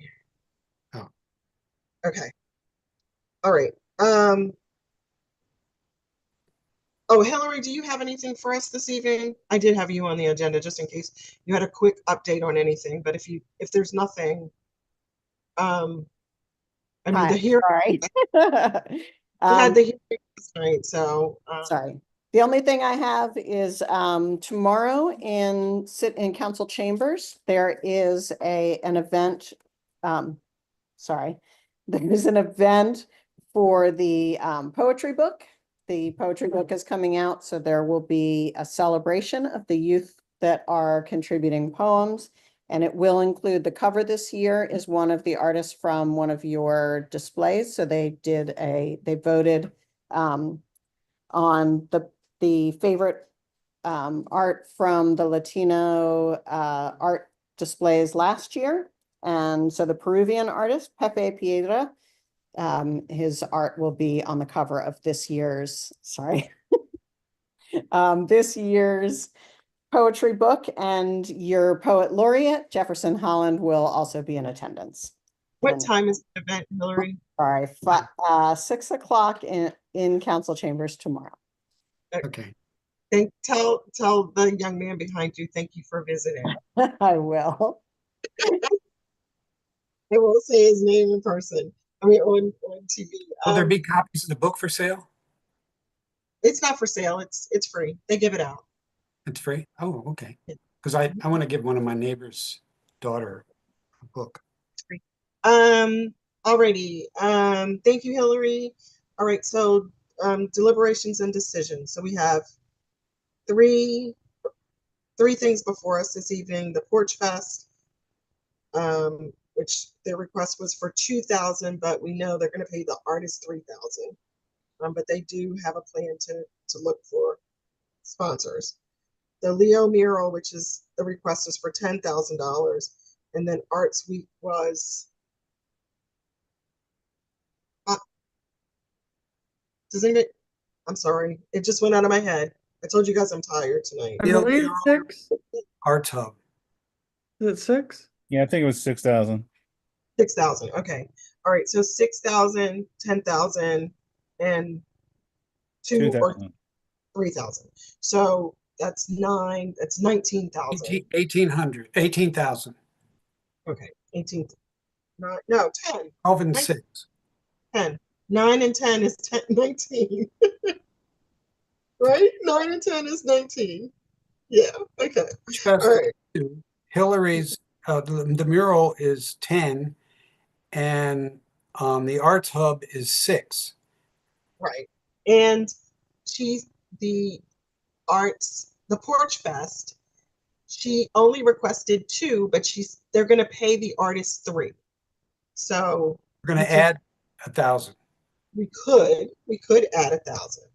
All right. So I will entertain a motion to fund all 3. I'll entertain a motion for all 3, or I'll entertain a motion for each one individually. It's up to you guys. Can we? I'm happy to do that, but we're going to define exactly how much we're going to give each one, correct? Yes. Okay. Or once, and then we don't have to vote each time. So is there a motion? David? Actually, I had a question. What was the total after we took out the 7,000? It would have been 29,000. 29,000. 29,655. 29. So, okay. Basically a little under 30,000, and then we got 19,000 table. Okay, thank you. So we'd have another 10,000 for next month if we needed it or something. Got you. Okay.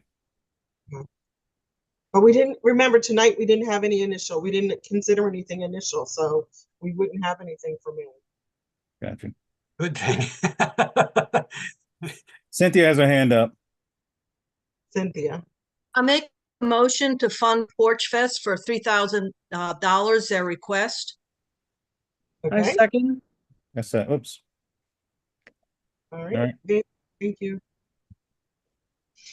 Ready for a vote, Madam President? We're ready. Hold on a second. Joan? Yes. Lynn? Yes. Barbara? Yes. David, yes. Jim? Yes. Cynthia? Yes. Krista? Yes. Yes, motion carries. Okay, thank you. Is there another motion? Cynthia? Cynthia, you have your hand up or no? I make a motion to fund the mural at Leo Restaurant for $3,000. What? Is there a second for that? It's the one piece of art in the whole thing. Jim? No commentary. Is there It's on private property. is there a second? Okay, there's no second. All right, I'll entertain a motion. I have to make a motion to enter to fund Leo Art $5,000. Okay, is there a second?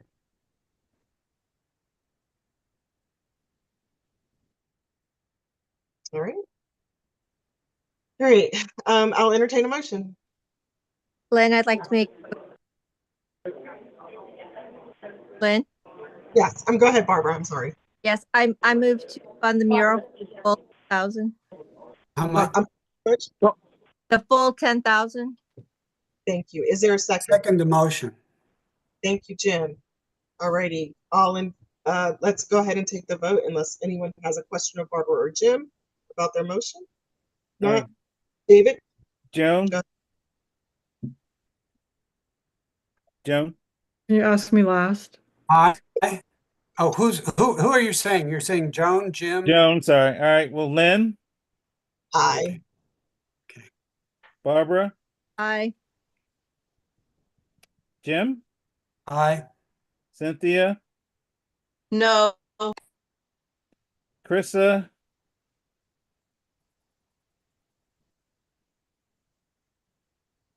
That's got me. Krista? Did we lose Krista? Looks like we lost Krista. There she is. There she is. Aye. Can you hear me? Yeah, Aye. okay. Aye. All right, got me. Joan. David? Oh, David, I'm sorry. Aye. Joan? Yes. Okay, right. motion carries. Good. All righty, and Arts Week for I'm sorry, Arts Week, the request was for 6,000. I'll entertain a motion. Cynthia? Yes, I make a motion to fund this project for $3,000.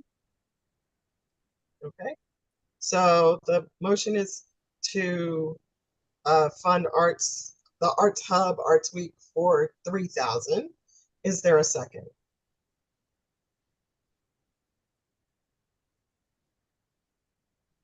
Okay, I'll entertain a motion. Barbara, I see you. I think you're putting your hand up. Yeah, thanks. I motion to fund this project for 4,000.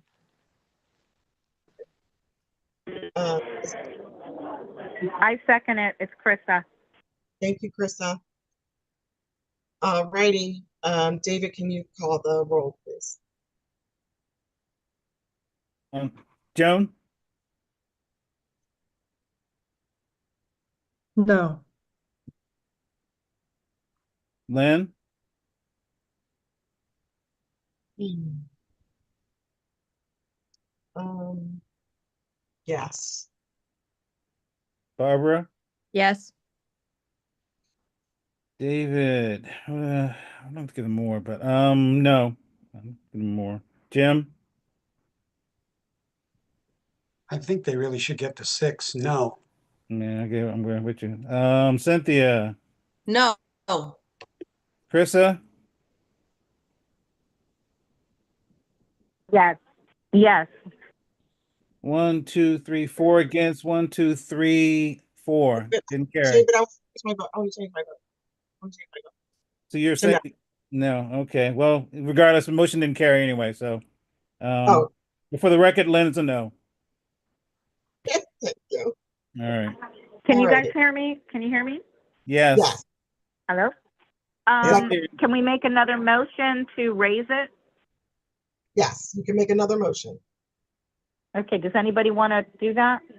I would make a motion to pay the fund the Arts Walk $6,000. Is there a second? I'll second that. It's Krista. Okay. Thanks, Kristen. How much was it, David? 6. 6,000. Moved early second. Joan, Aye. Lynn, Lynn, Aye. Krista, can you mute your phone, please? Thank you. Barbara, Aye. David's aye. Jim, Aye. Cynthia, No. Krista,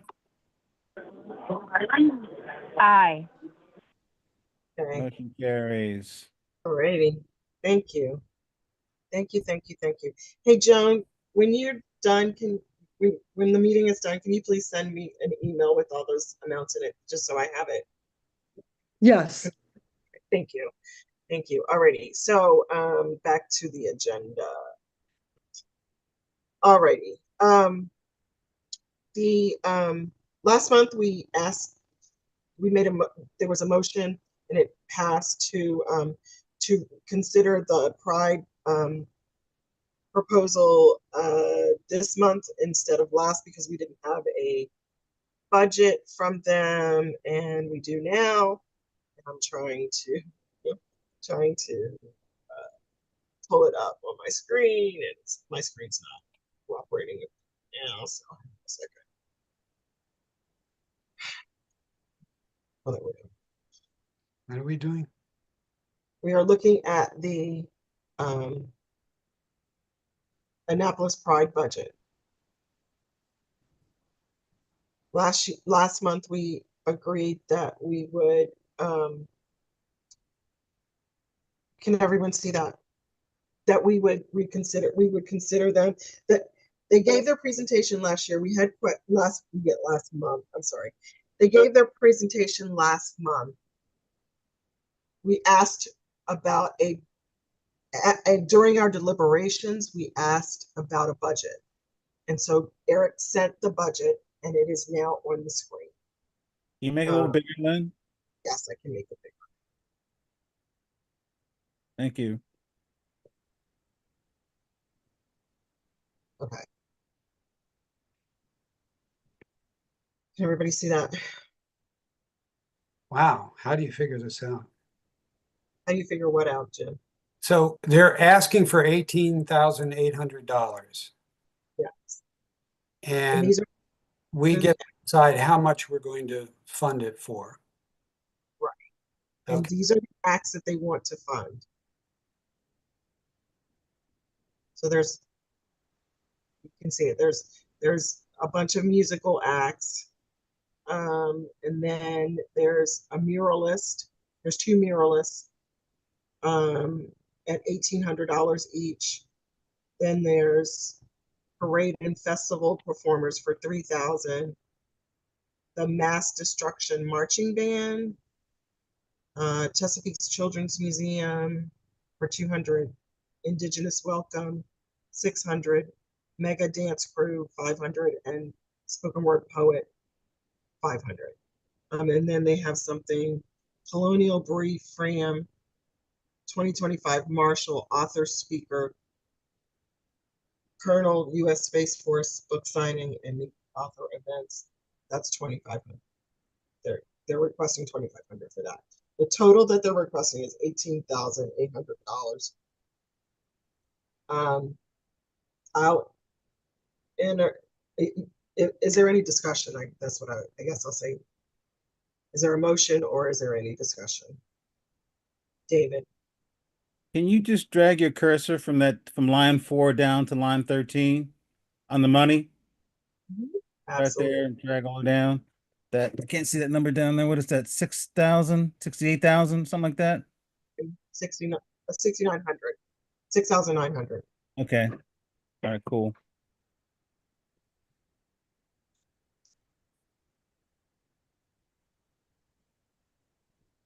That's for all of those ones in the first group.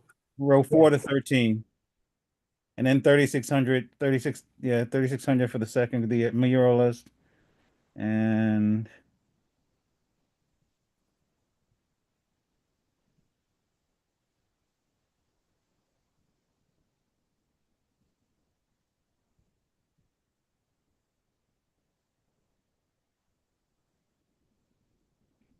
$1,500 for that. And we got like 37 cents left in the budget or something like that. 10,665. Gotcha. 10,000. Thank you, Joan. Okay, Joan, you have your hand up. David, are you done? Did I add everything up for you? You're good? Okay, Joan. Thank you. Joan had a question, I Wait, think. I remember a discussion regarding something free that was being offered. I don't recognize it in this list. That to me, I thought, oh, that sounds like something I would be interested in funding. I don't know if it was for children. I don't know. I can't identify it, but I guess I would like to make a motion for to fund $4,600 to the Annapolis Pride for the 2 mural artists and the marching band. Okay, thank you. Is there Just a to second? throw that out there. Thank you, Joan. Is there a second?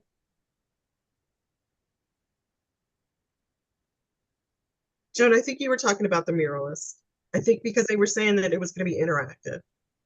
Okay. And it was more art related.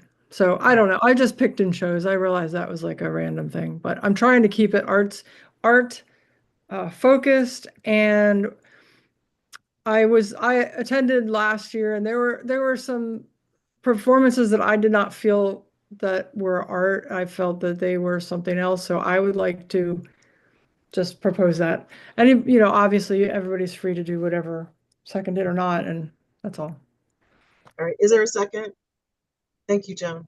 Is there a second? What were after the 3,600, who was getting the other money?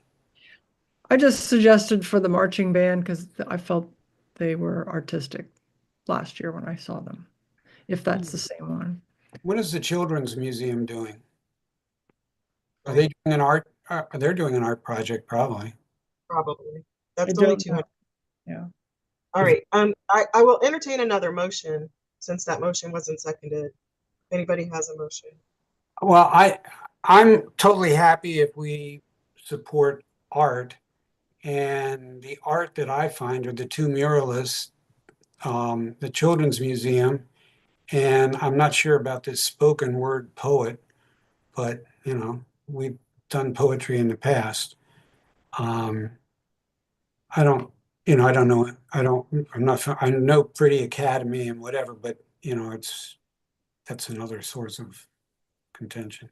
So the 3,600 for, I would move that we spend 30, what is that? I can't remember now. Oh, those are the 4,300 with your 3,600, your 200, and your 500. I get 4,300. Sorry. Okay, I move that we fund 4,300. 3 items That's kind of weird that we're picking and choosing the items we're supporting. I guess I was just trying to explain why I came up with that number. I don't really, Do you have I any? guess I didn't have to share that, but I thought people would be wondering, why did she choose that arbitrary number? That's why. All right. Gotta So weigh Jim, in. a motion. I would make a motion that we support the $4,300 on the 3 items or the 4 items that the 2 muralists, the Children's Museum, and the spoken word poet. Is there a second? Okay, that didn't work. All right. Does anybody else have a motion? David. I guess the things we don't, because we don't know what the Indigenous welcome is. We can't say whether that is or isn't art. And again, it gets in that whole subject of conversation of what is and what isn't art. Yeah. Is poetry art, is dance art, is drawing art, is music art, mime, We is have that a- art? So it gets kind of We have a weird. definition. We do have a definition of art that includes all those things. Yeah, so I Yeah. mean, and it just, it's kind of uncomfortable, kind of a la carte this, which is kind of weird. I Yeah, mean, sorry about that. I took us down that path. I apologize. all right, I'll do this. I'll make a motion to just for S&Gs to fund 3,600 for the 2 muralists. All right. Is there a second? I second. Thank you, Joan. All righty. All right. So David, can you call the roll that it's been moved and properly seconded to fund? All right, here we go. Joan, Aye. Lynn, Aye. Barbara, No. David, aye. Jim, I think we shouldn't identify what we're supporting. I'm sorry. I apologize. Free Jim. I'm really uncomfortable with that. I'm very really? sorry. Okay. I'll Okay. vote no on this motion. okay, Cynthia, No. Krista,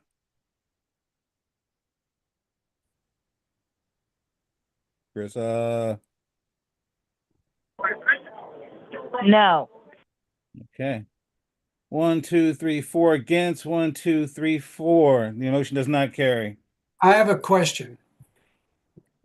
Can we figure out what we have left after what we've already spent today? What is $10,000. We have and $10,000. how much of that we want to give away to this group? We have $10,000. To last us one more month. $10,000 is what's left. Right. Correct. That's what's, and we won't be making any awards next month. What about in June? June Well, is in this. Anything that we fund in June wouldn't get paid until after the June meeting, and that's the last Tuesday in June. And we will have our new Okay. fund. All right. Okay. All right. I got you. Well, I would suggest that we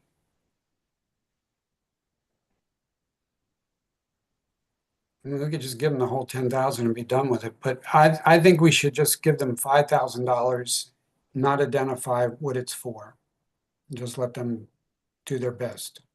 And tell them that we prefer that money be spent on art. And let them figure that out. Not that we prefer. It has to be spent on art. It can't be spent on anything else. That is one rule that is in that is in the law. We need to have a way of defining what art is. Definition for art. We don't have to have a way. There is a definition of art in the law. If you read the law, you will see the definition.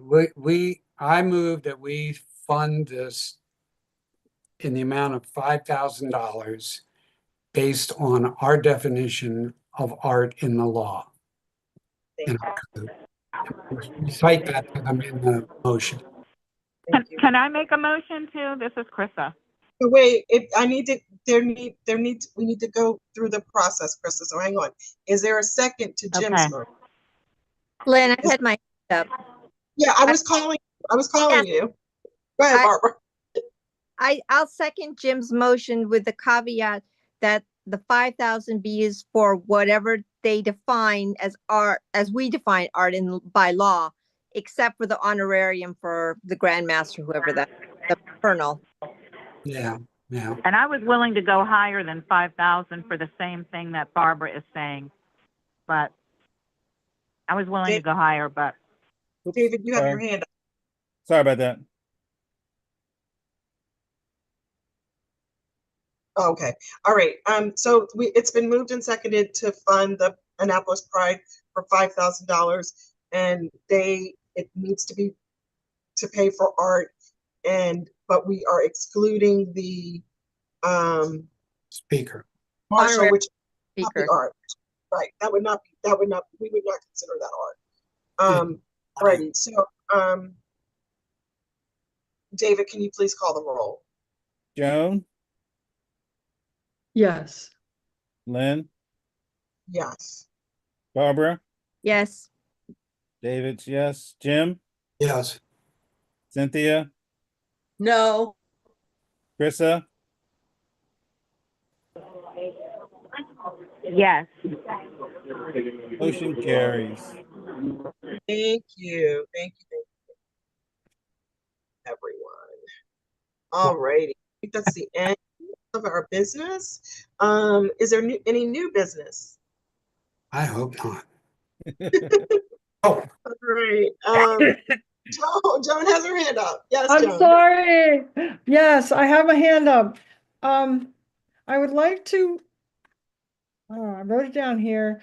Oh, I would like to propose that we introduce for the fiscal year 2025-26 a scoring rubric for allocating the funding so that we are able to look at things ahead of time or make little marks and score them more quantitatively.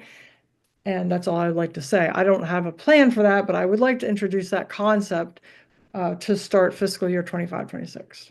Absolutely. And we are going to, before we make awards in fiscal year 26, we will meet before then, and we will develop a new process for application. Great. 26, 27, whatever the next one is. 26, it's fiscal year 26.